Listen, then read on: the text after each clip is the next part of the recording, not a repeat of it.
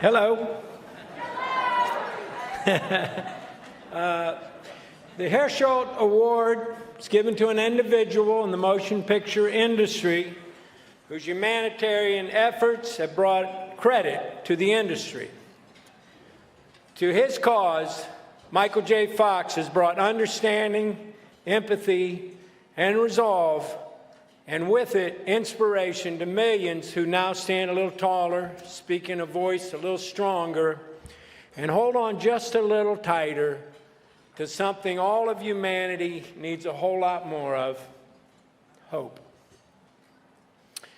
I was at a party in Hollywood, and I don't recall the specifics of the time, other than it was in the mid-'80s, and it was a Thursday, and it was about 8:34 p.m. Other than that, I don't really remember. But naturally, I was in the kitchen, where all good parties end up, and I just stepped outside for a little air. And and suddenly, I come back, seemed like everyone at the party just evaporated. So I walk into the living room, and there is everybody watching a television show. So I stopped and watched, and there was this kid who looked to be in high school on the screen, and he was electric. What he could do with a look or a pause. I was watching a phenomenon in the making. And I think of myself as pretty funny, and very funny when I'm high. But this guy was a master class in comedy. And that was my first introduction to Michael J. Fox.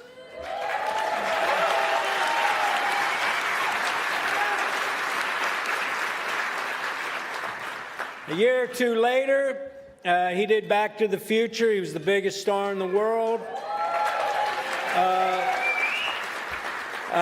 And we were having a Cheers Christmas party. I know you remember this, Mike. And he came by, and this was when I first actually got to meet him, and he was incredibly gracious. And he loved the show, and he loved my character, I will say. And he has this amazing ability when people approach him to tell him how great he is. He turns the tables and he makes those people feel great. And I would see him do this so many times over so many years. Mike he's a genuinely great guy. What can I say? He's Canadian. And we had a nice chat. And then he got up on stage with the band, who was doing Johnny B. Good, and he did his solo from Back to the Future. And I can tell you, everyone from the Cheers cast and crew felt very lucky to witness this performance, other than one lady who was not feeling Christmassy and who promptly kicked him out. Yes, and that woman became my wife. Sorry, it's a cheap joke. No, but anyway. So I had this company making round beach towels. So now when the sun moves, your towel doesn't have to. Yeah, I tell you, it was another one of those savant investments that's really kept me in fine fettle all these years. So I brought over to Mike a couple of towels as an apology for getting kicked out of the party, and he said, "Let's hang out sometime." And I said, "Okay, yeah, let's hang out sometime." And we became good friends. A bit later, he recommended me for a part in a film called Doc Hollywood. And that's good, the old people cheering.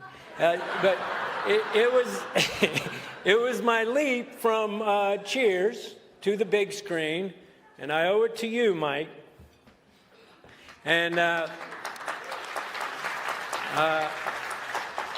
but anyway, one morning while we were in Florida, his pinky was twitching, and he wasn't sure if it was from the 20 minutes of slap boxing we'd done in the parking lot the night before. So he saw a doctor who was the first doctor who suggested to him he might have Parkinson's.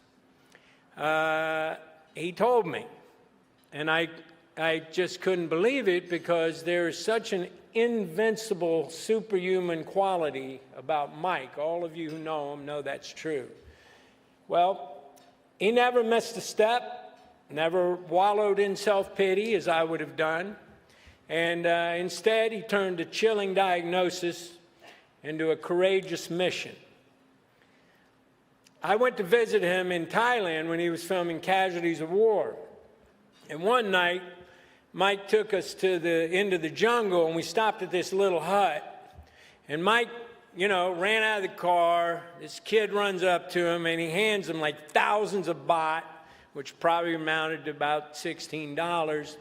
And then the kid led him to this little space that had a chest-high wall of concrete around it, and they both jumped over it. So I run up to the wall. I couldn't believe it. I look in there, and Mike is sitting next to this kid with dozens of cobras all around them, ready to strike. And no jest. And the kid was toying with these cobras. He would stick his knee in front of him, and then the cobra would try to strike, and he'd just move his knee in time, and then just smack him in the back of the head. He taunted a bunch of these cobras, and then he found the orneriest cobra, grabbed it by the neck, threw it in a cage with the mongoose, where I saw the craziest fight I've ever seen between any animals other than studio executives. And you guys know I'm kidding, of course. And the mongoose won. They took the snake, tied it by its tail, wrung the blood out, half filled 4 glasses with cobra blood and half with Thai whiskey. Drinking the cobra blood is called becoming brother to the snake. Mike and I drank lots of things together, and he can hold his own. What can I say? He's Canadian. But Mike promptly vomited his snake cocktail. He never could hold his cobra blood. Anyway, I said I thought it was one of the funniest jokes I ever said. I said, "Hey, Mikey, he likes it," which, oh, yeah, well, they didn't get it laugh then, but it's gratifying now. Anyway, the famed acting coach Stella Adler reminded us that the word theater comes from the Greeks. It means the seeing place. It is a place people come to see the truth about life. Michael J. Fox never asked for the role of Parkinson's patient or disease advocate. But make no mistake, it is his greatest performance. Michael brought the world to the seeing place where we all feel invested in finding a cure for a cruel disease. Vulnerable, yes. A victim? Never. An inspiration? Always. And a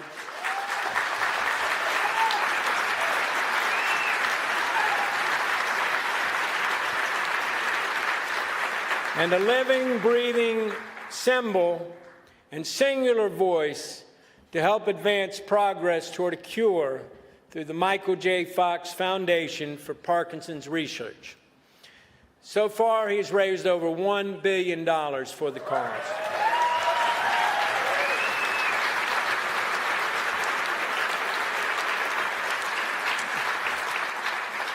Someone once told me, people will remember your example, not your advice. I mean, I advised him, is that necessarily true? No.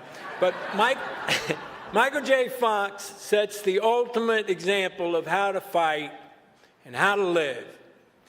And today, he is as beloved for his activism as he is for his acting. Please join me for a look at the life and a snapshot of the story of someone whose immense talent is surpassed only by the depth of his courage and his commitment to a cause. I love you, brother.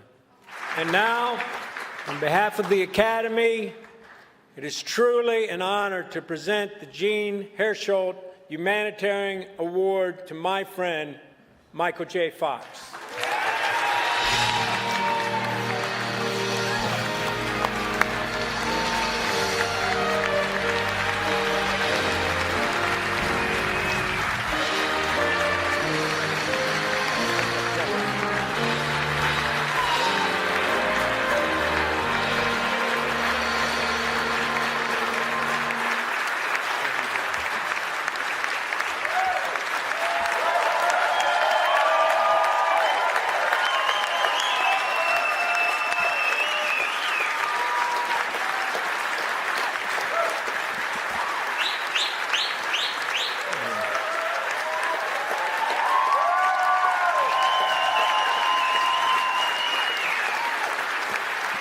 Guys,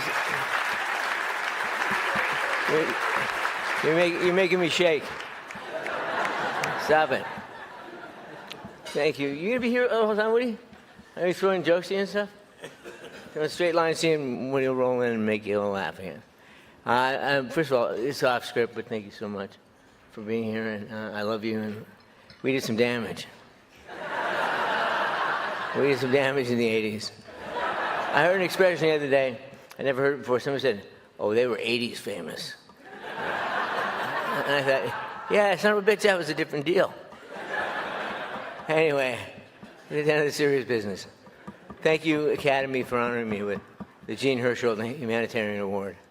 It is a wholly unexpected honor, and I'm truly grateful. Special thanks to Bonnie Arnold, Davis Guggenheim, Bob Zemeckis, Bob Gale,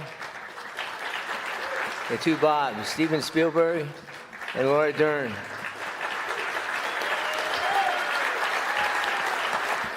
I actually know those people. This is so cool. Also, thanks to Bruce Springsteen for that song you heard at the end of Davis's piece. It's sort of a personal anthem. No repeat, baby. No retreat, baby. No repeat. No repeat, no retreat, baby, no surrender. And there's a line in that he bursted out of class, had to get away from those fools. They learned more from a 3-minute record, baby, than they ever learned in school. I don't know if that was completely true, but I did leave high school in the 11th grade, sold my guitar, and moved to LA, like right over there in the corner of the Fox lot, in an alley behind Shirley Way. I moved in Star for a while. I'm not bragging. God forbid anybody who tries to do the same thing. I told the history teacher of mine to stop it. No, not yet.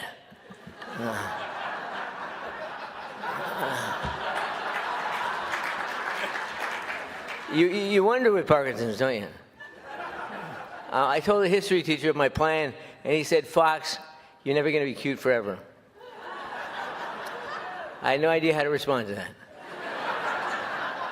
So I said, "Maybe just long enough, sir. Maybe just long enough." Turns out we were both right.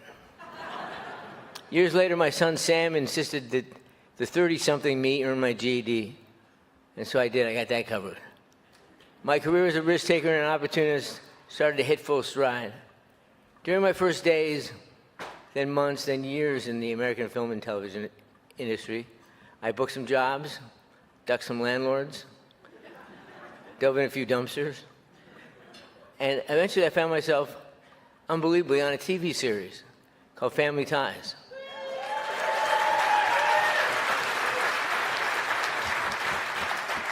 My boss on Family Ties was a larger-than-life, enormously gifted bear of a man. And when I say bear, I don't just mean Teddy, I mean full-on grizzly. Gary David Goldberg was my friend. Don't get me started. Was my friend and my mentor, and I still miss him every day.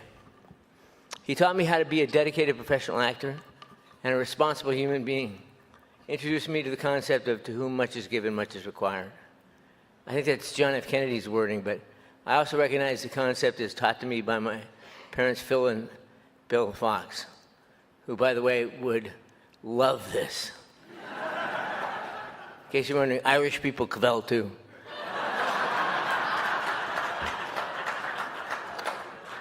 My mom and dad were kind and generous people, and their very values were very clear and visible to their core.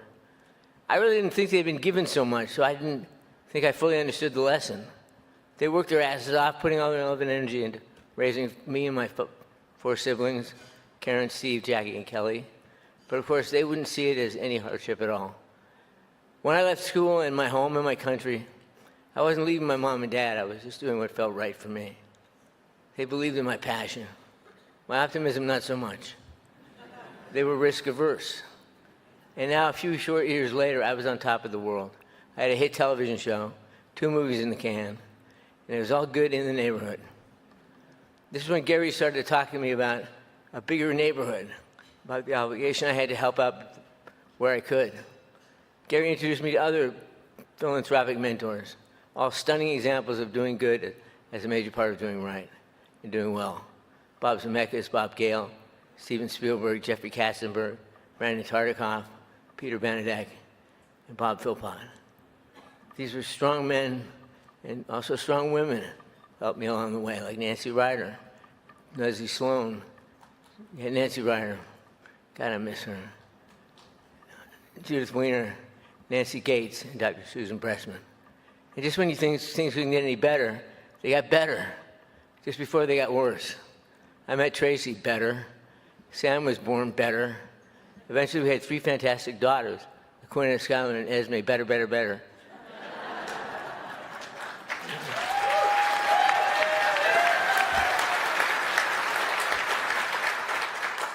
Somewhere in there, around 29, I was diagnosed with Parkinson's. And I was told I only had 10 years left to work. That was shitty. That's what happened.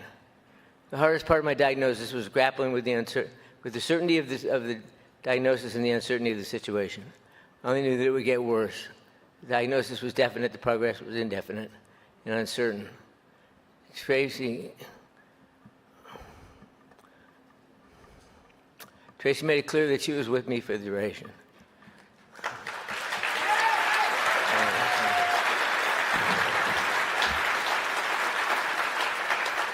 I just gotten so much shit.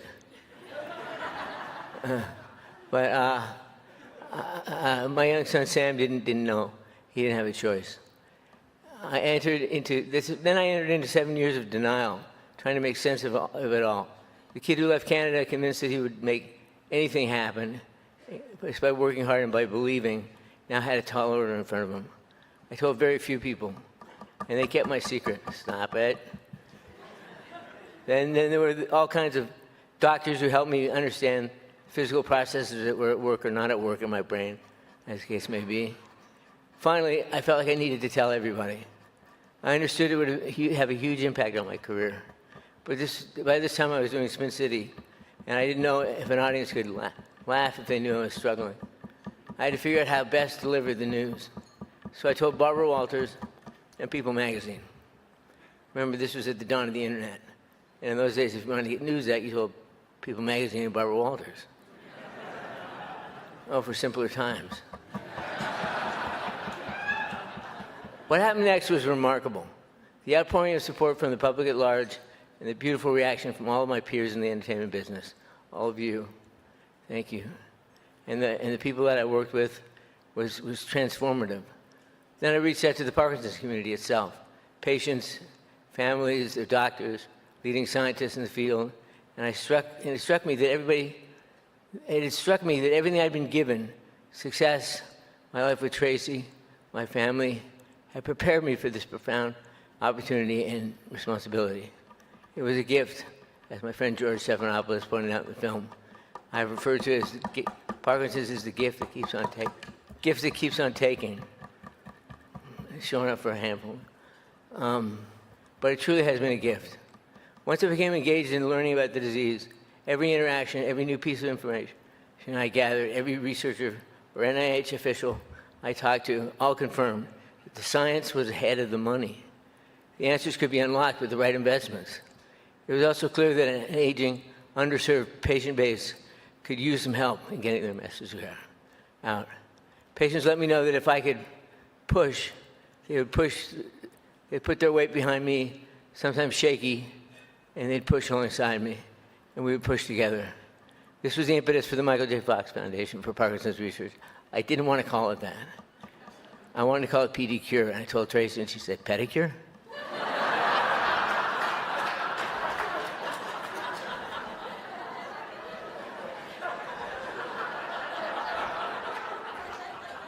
Now I'm really in trouble. No, I'm not in trouble. So what was I going to say? Oh, yeah. There was nothing heroic behind what I did. It was the gathered forces of many people. As I considered downsizing my professional career to shift my energies towards finding better treatments and resources for the Parkinson's community, I sought help from many smart people, close to home like Tracy, and special friends like Curtis and Carolyn Shanker, I want to get this thank you out, so I'm going to stop. Curtis and Carolyn Shanker, who surrendered their Rolodexes to me. Remember Rolodexes?